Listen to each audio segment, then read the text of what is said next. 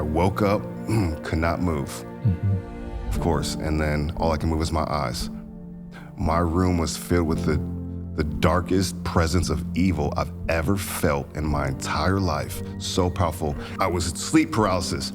And so I just was fighting for what seemed to be minutes, was probably 30 seconds long. From that moment, I realized that the devil feeds off of fear. He's like an insecure person. He wants you to fear him, and it elevates him. And then the opposite of what that is what? Faith and love. So you're in pre-production for a spiritual warfare-themed movie. Yes. Give us the story of the script here, a synopsis, if you will. Okay. Log line is it's about a clinical psychologist who gets a new patient suffering from sleep paralysis. And the more she works with them, she starts to unravel, and they end up finding out who is behind the sleep paralysis attacks. So to all the sleep paralysis victims out there, wouldn't you want to know who's behind? So are you able to give us that? Who's behind it? Does that spoil the movie? That is I was going to say, well, who is behind it? But I realized that's probably going to... I think you guys already know. So I'm sure in working on the production, you've probably heard from several different people, their different stories with sleep paralysis. What are some of the reports you've been getting? Yeah, I've been doing this for many years, so I've got so many stories in my head. A lot of our followers are from the Philippines, Turkey, Malaysia, Mexico, that's speaking outside of America.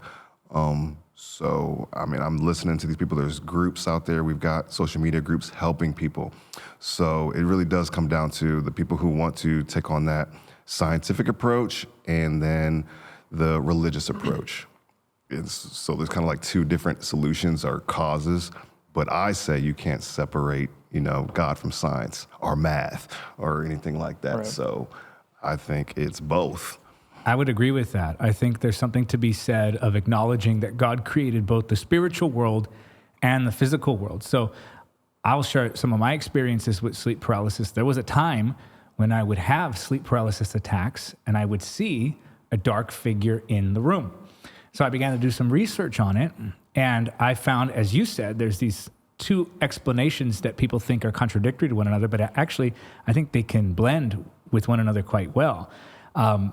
On one side, I'm seeing the biological aspects, that if you sleep on your back, if you eat too late before bed, if you're very tired and you're not getting enough rest leading up to that incident, then sleep paralysis is going to be more common. And then on the other hand, I'm thinking, okay, well, if it's purely biological, then why is it that like 99% of these stories always have to do with some dark, shadowy, demonic figure? Why can't it ever be something I want to see or something that's pleasant? And that's because I think that the enemy can take advantage of a biological reality. Yes. And just as he uses anything else in this world to deceive or to frighten or to intimidate, I think he also uses sleep paralysis. For sure, and there's so many mysteries behind it because it happens about 20% of the population. So it's like, why just that 20%? And this has only happened to me less than 10 times in my life. So that's the other question, is why those 10 times? If, as you were saying, you were talking about the reasons why. I think they call that sleep hygiene. And so if you're taking a nap irregular, or I just got off a plane and my sleep pattern is off a bit, those are some scientific explanations as to why. But if that was the case, I'd be having sleep paralysis every day because I haven't been on a sleep routine that's perfect 8 hours every day all the time. So how come it only happened less than 10 times in my life? So that's the mystery. Why is it just at 20%?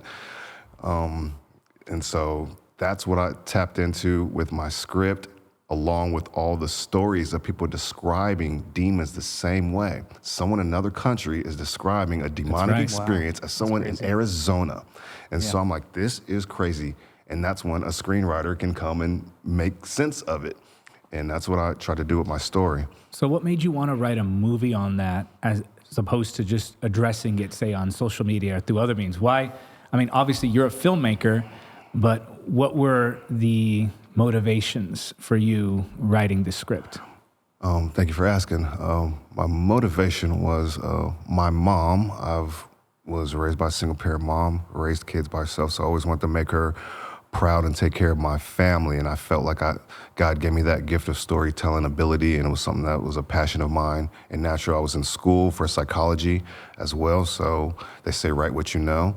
And so I wrote a psychological thriller about sleep paralysis. The crazy thing is, when I was in college writing this, I was going through sleep paralysis and learning about psychology at the same time. And I was not a Christian at the time. And so I had to change my story up halfway through because I had become a Christian. Wait a minute. So you get saved in the middle of writing the script? Yes. My screenplay would have been completely different because I was coming from a place of all religions are wrong. All religions are wrong. There's either one right religion or all religions are wrong, right? We all can't be right. So I felt that was a very selfish. My mom raised me a Christian, but I kind of just ignored it because I just wanted to have this worldview and not feel arrogant that I've got the one right religion. That seems like a very selfish thing to say. So I was just like, man, all religions are wrong. They're just trying to explain the unexplainable. And so I lived a life being agnostic or atheist, whatever you want to call it. And then so I was, hey, the devil had me thinking like that, you see? You think you're too smart for God or something, but I ended up becoming a Christian, and when I did, all I can think about is the montage of replays of people giving me their Bible or telling me, it's like, oh my God, God has been fighting for me my whole life to become a Christian, and he finally got my hard-headedness, thinking logic. You know, I just thought I was just too smart for religion. And all the people who prayed for me, it finally happened. And so here, now I can change the screenplay to gear it more towards a conversation of how can we get the agnostic and atheist, people who are so smart and have all this logic and facts. It's like, there's no way Jesus could have done this, or God's not real and religion's fake. How can we just get them into the conversation now?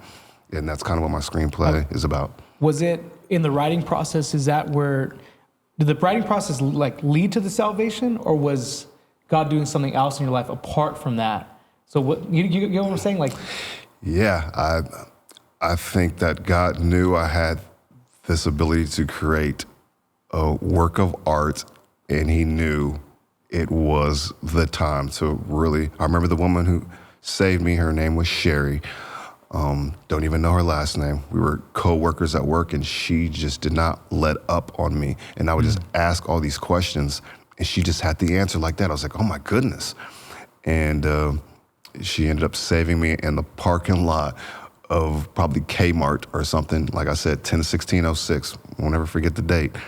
And like I said, I'm very emotional when that happened, and I knew I had to change this screenplay. I had that ending that I wanted to be, and now the very last word of my screenplay is Jesus now. And now I know it's finished. wow. Well, I'd like to know what the process, because you were talking earlier about you receiving possibly hundreds of or even thousands of submissions of people that are dealing with sleep paralysis. Yes. How do you go about filtering a lot of those stories out? Because I know some of them could be maybe exaggerated to an extent, but how did you do that? That's a lot. Yeah, and when people take the time to really write their story, I truly do believe them. I'm going to say 95% of them is no exaggeration. Like, they have no reason to lie, just like I have no reason to lie about my sleep process story or yours. So I take it as what they tell me, and, you know, I end up just giving them both.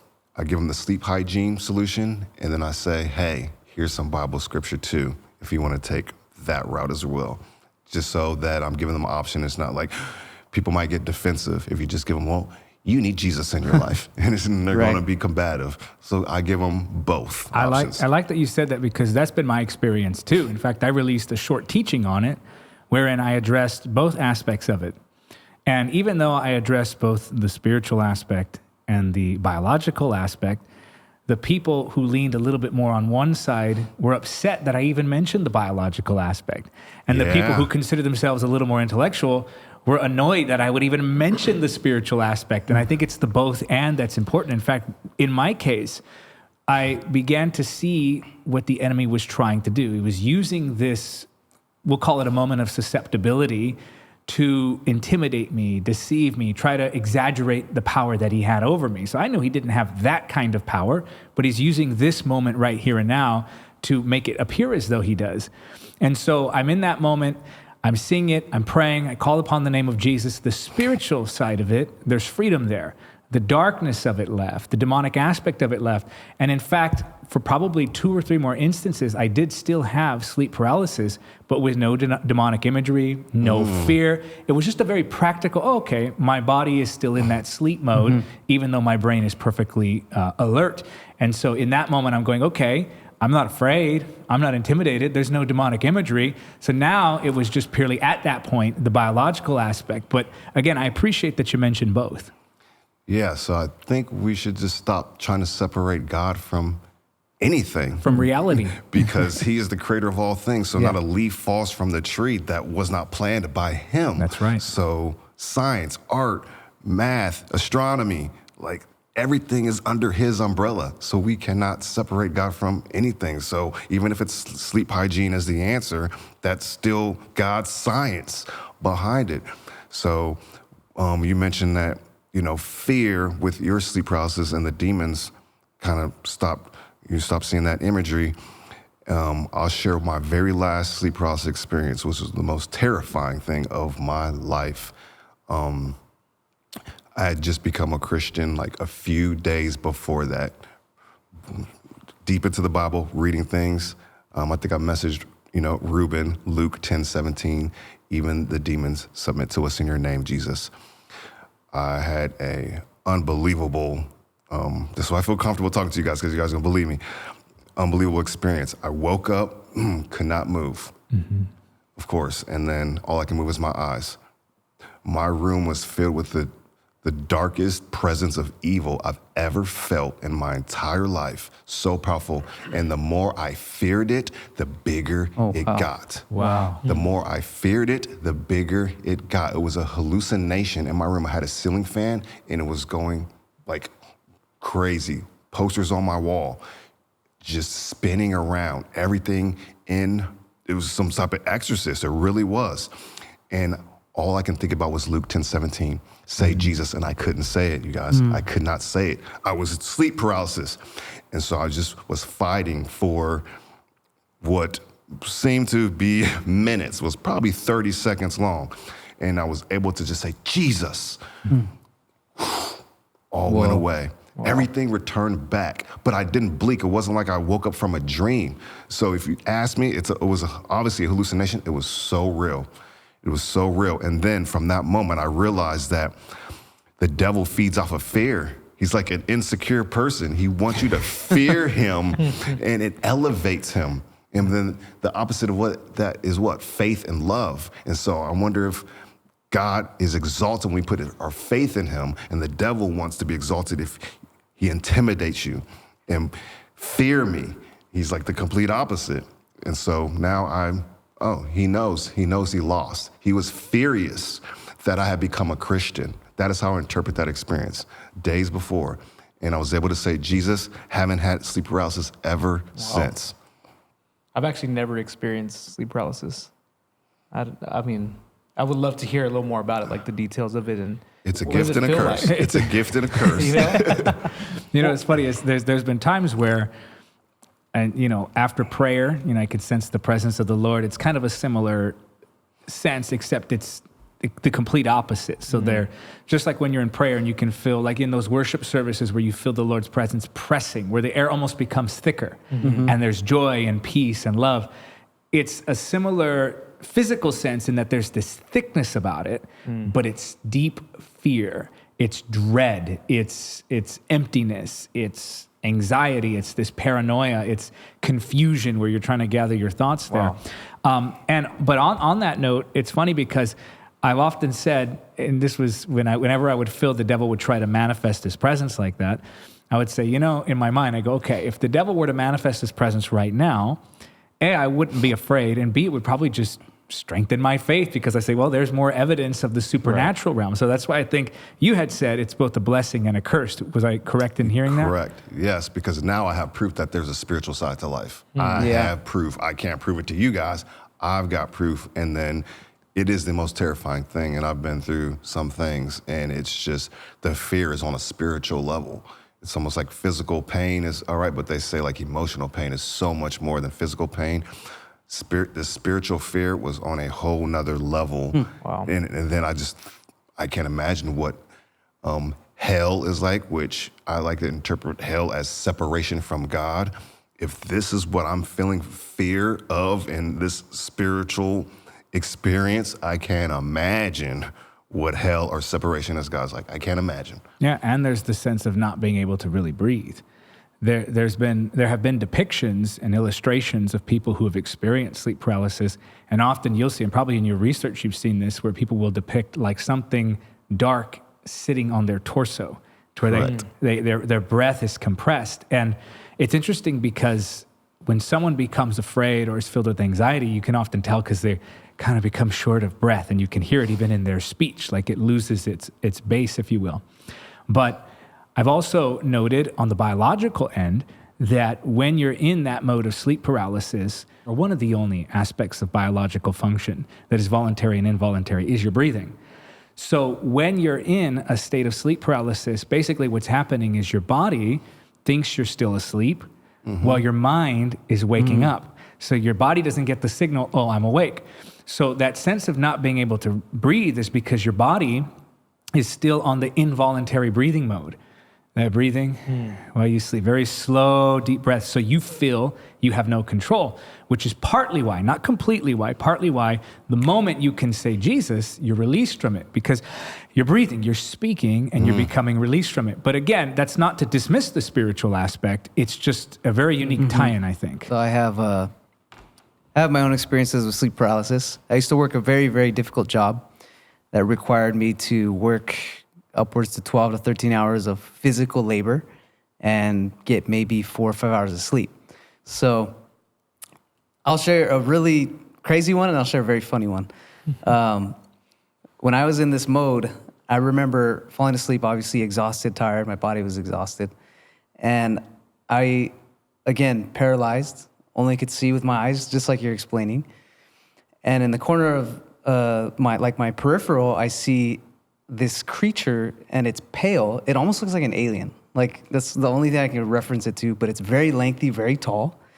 And I've seen this thing probably maybe 3 or 4 times in my sleep paralysis. It comes, just jokingly, says hi to me every once in a while. But for that time in my life, I would literally be holding on to the Bible while I slept. I'm like, oh God, don't let me do this again.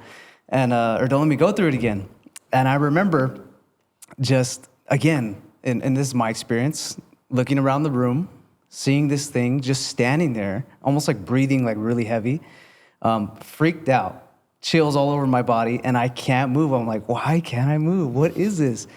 And finally snap out of it by saying the name Jesus. So I think there is something in that regard that, again, we're tapping into like the spirit realm or some other dimension when we don't get sleep and we're exhausted.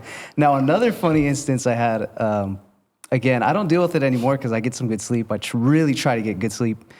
But I remember, again, I was asleep. But this time, I wasn't in that really deep sleep yet. And I remember not waking up, but kind of almost, again, hallucinating. And something was on my chest. And I could literally feel this thing on my chest. And it's causing me to struggle to breathe. And so I'm like, oh my gosh, not again. And so I finally come to, open my eyes, and it's my son just laying on top of me asleep. And I'm like, oh my, like I literally thought in my mind the whole time. Good thing you didn't throw him off. Yeah, I'm like, good thing I didn't punch it, dude. But he fell asleep on top of me. I'm like, oh Lord, it's just my son. But just funny. That's a funny story. Yeah, so when you're going through fear and you're in that sleep stage, your mind is trying to make sense of it. So this is where all the stories come in. There are people say that someone's biting them or hurting them, but really was like their cat on them at the crazy time. And so your mind is trying to make sense, and peripheral, you'll hear that a lot. When you're tired, your mind, like sleep deprivation is a form of torture. And so your mind starts to hallucinate a little bit when you don't have good enough sleep. So a lot of times, a lot of the stories that I hear is in my peripheral, I saw a demon. But after the experience is over, it was just laundry piled up. It was a coat rack.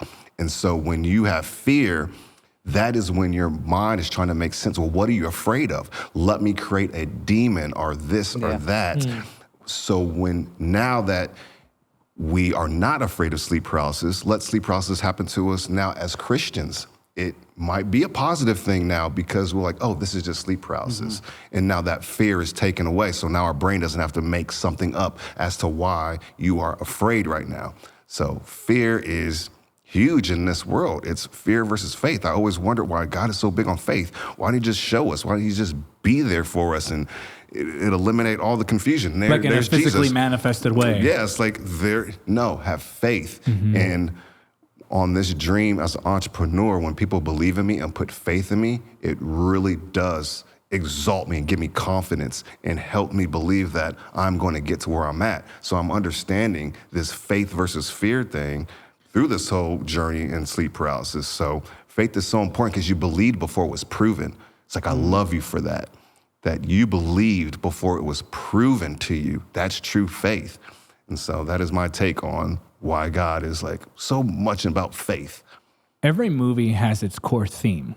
Would you say that faith versus fear is the core theme of this film, or would you assign it another theme? I think that's a good one right there. As an artist and a screenwriter, I hope everyone takes away what they can take away from that. So someone else might take something else away, but that's definitely what I want people to take away, along with don't let your logic and math and philosophy separate you from God.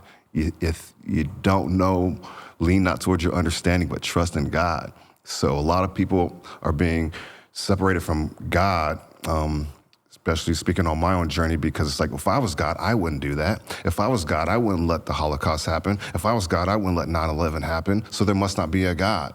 So you're not leaning on understanding this.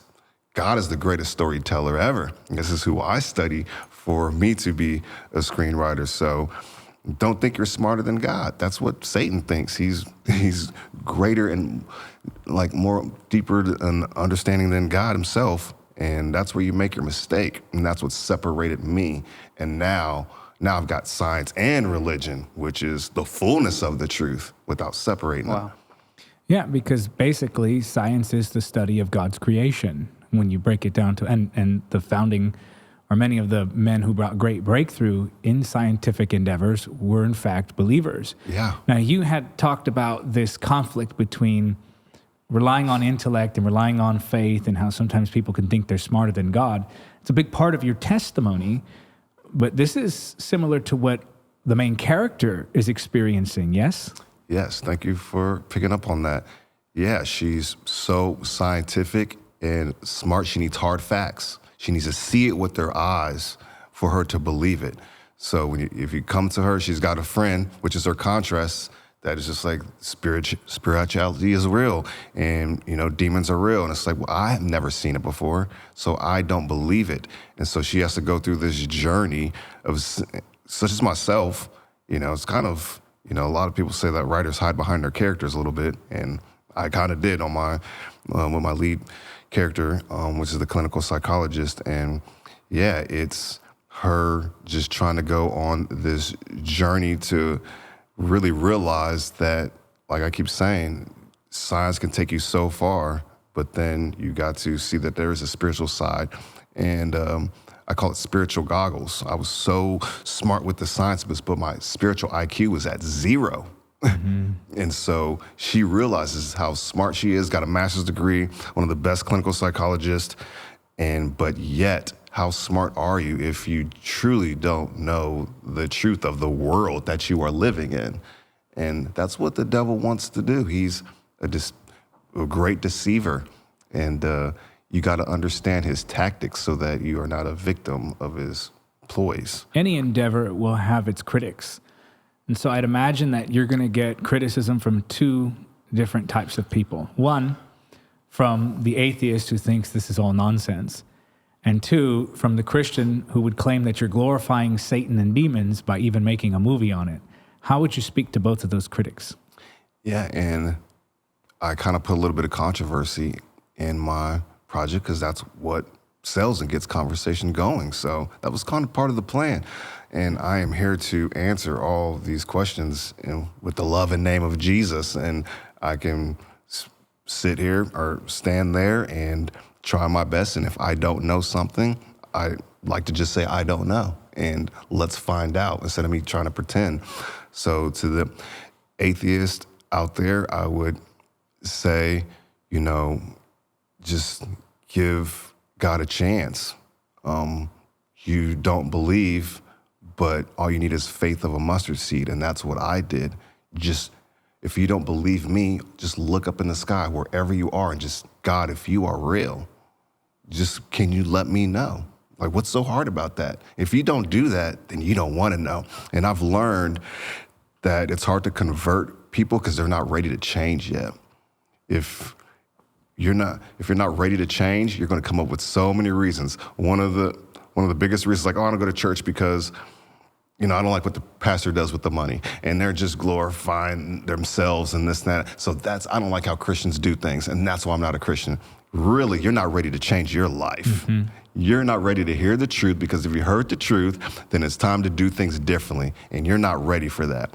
And to the Christians, I say, if I'm glorifying Satan, no. I'm here to say Jesus' name, and I use this film to catapult his name, so that's why I made it the last word in my project. So he has the final say. And to that point, I would say that if you look at the Bible mentions demonic power.